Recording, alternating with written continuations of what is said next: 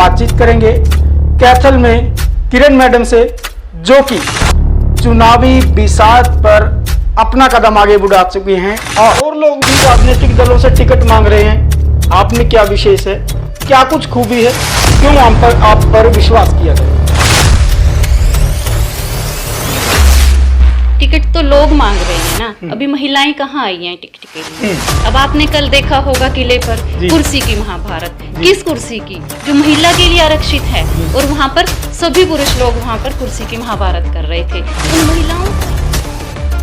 उन महिलाओं को आगे लाएं जो टिकट की दावेदार हैं, उन महिलाओं को आगे लाएं जो टिकट की दावेदार हैं, उन महिलाओं को आगे लाएं जो टिकट की दावेदार हैं। नमस्कार, कैथल ब्रेकिंग टीवी देख रहे हैं आप। आज हम जिस शख्सियत से बात करेंगे उसके बारे में बात करने से पहले मैं आपको एक बात बता देता हूं।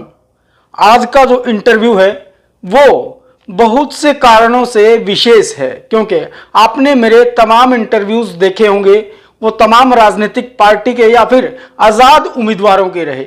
और आज हम उस व्यक्तित्व से बात करेंगे जिसके बाद, ये इंटरव्यू के बाद मैं आप दावे से कह सकता हूं कि तमाम राजनेता, तमाम राजनीतिक दल और शहर के तमाम लोग इस नाम पर कुछ तो पहले चर्चा कर रहे हैं और कुछ ये चर्चा और तेज हो जाएगी, क्योंकि ये नाम ऐसा नाम है जो कईयों के घर के चिराग जलाने में अहम भूमिका निभा चुका है और कईयों को शिक्षा देकर उनके अच्छे जीवन के मार्ग को प्रशस्त कर रहा है।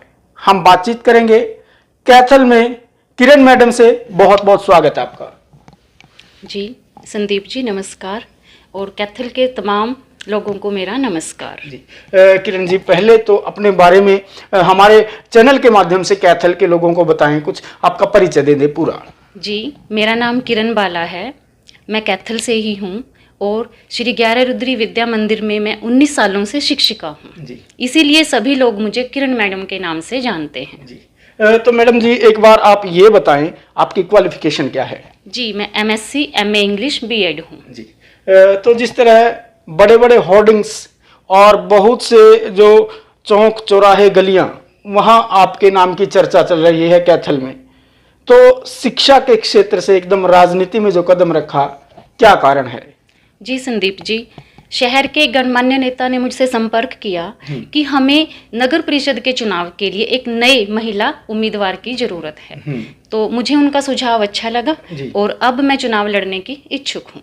तो चुनाव लड़ने के आप इच्छुक हैं और लोगों के बीच आपके नाम की चर्चा है, और हो सकता है कि बड़े जो राजनीतिक धुरंधर हैं वो आपके दरवाजे पर दस्तक दे चुके होंगे या देने लग जाएंगे। किन मुद्दों पर चुनाव लड़ेंगे, क्या मुद्दे रहेंगे आपके? जी, नगर परिषद के जो मुख्य मुद्दे होते हैं, साफ सफाई, स्ट्रीट लाइट्स, आवारा पशु प्रबंधन, जो कि आज की मुख्य समस्या बनी हुई है, और रोजमर्रा के कार्य जैसे जन्म प्रमाण पत्र, आधार कार्ड और पेंशन के लिए हमारी जो आम जनता है उन्हें नगर परिषद के अंदर बहुत दिक्कतों का सामना करना पड़ता है और वो लोग नगर परिषद के कार्यों से असंतुष्ट रहते हैं। तो मैं चाहती हूँ कि हमारी जनता को इन सब कार्यों में दिक्कत ना आए और वो नगर परिषद के कार्यों से संतुष्ट रहें, शहर स्वस्थ हो, साफ हो और भ्रष्टाचार मुक्त हो। जी तो आपने कहा आप चुनाव लड़ेंगे जी, और जिस तरह और लोग भी कह रहे हैं चुनाव लड़ेंगे, और लोग भी राजनीतिक दलों से टिकट मांग रहे हैं, आप में क्या विशेष है, क्या कुछ खूबी है, क्यों आप पर विश्वास किया जाए? जी संदीप जी, टिकट तो लोग मांग रहे हैं ना, अभी महिलाएं कहाँ आई हैं टिकट के लिए। अब आपने कल देखा होगा किले पर कुर्सी की महाभारत, किस कुर्सी की, जो महिला के लिए आरक्षित है, और वहां पर सभी पुरुष लोग वहां पर कुर्सी की महाभारत कर रहे थे। उन महिलाओं को आगे लाएं जो टिकट की दावेदार हैं। अच्छा, तो कल क्या मजाक था, आप बताइए कल क्या था? मैं आप सबसे भी पूछ रही हूँ कि कल जो किले पर हुआ, क्या आप उससे एग्री करते हैं? मकसद यही है कि हमारी जो महिलाएं हैं वो आगे आएं। मैं नारी सशक्तिकरण पर जोर देना चाहूंगी कि जो महिलाएं हैं वो स्वयं नेतृत्व में काम करें, वो पुरुष संचालित होकर न करें। अब आप खुद देखिए, संसद से लेकर विधानसभा और हमारी नगर परिषद में कितनी महिलाएं हैं जो कार्यरत हैं, अगर हैं तो पुरुष संचालित हैं। तो मैं चाहूंगी कि महिलाएं स्वयं आगे आएं और वो अपनी बहन बेटियों को आगे आने के लिए प्रेरित करें। जी जी जी।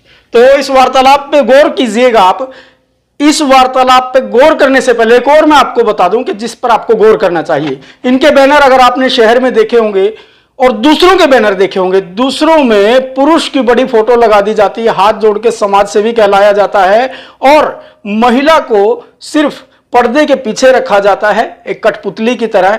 इनके पोस्टर में कोई और नहीं है, सिर्फ ये है। और एक सवाल अगला जो मैं करने वाला हूं इनसे, उस सवाल को आप ध्यान से सुनिएगा और उसका जवाब भी ध्यान से सुनिएगा। आप में बड़ा कॉन्फिडेंस लगा मुझे। अगर दूसरे लोगों की, यानी कि जो लोग टिकट मांग रहे हैं, उनकी महिलाएं मैदान में उतरें और मैं आपसे कहूं कि आप डिबेट कीजिए, अपने मुद्दे बताइए, क्या आप डिबेट कर सकती हैं? जी। सरकारें कहती हैं कि महिलाओं की भागीदारी बराबर होनी चाहिए, तो इस बातचीत को आप किस तरह देखते हैं जो सरकार दावे करती है लेकिन धरातल पे वो नहीं होते, या फिर इस पुरुष प्रधान देश में पुरुषों को ही ज्यादा फैसले लेने का अधिकार दिया जा रहा है? यहां पर जो इन महिलाओं ने कहा कि हम चुनाव लड़ेंगे, वो अभी तक मैदान में भी नहीं आई, उनकी किसी ने इंटरव्यू भी नहीं सुना। कैसे देखते इस बात को? संदीप जी, पुरुष प्रधान समाज न कहकर आप ये कहिए कि वो महिलाएं आगे आएं।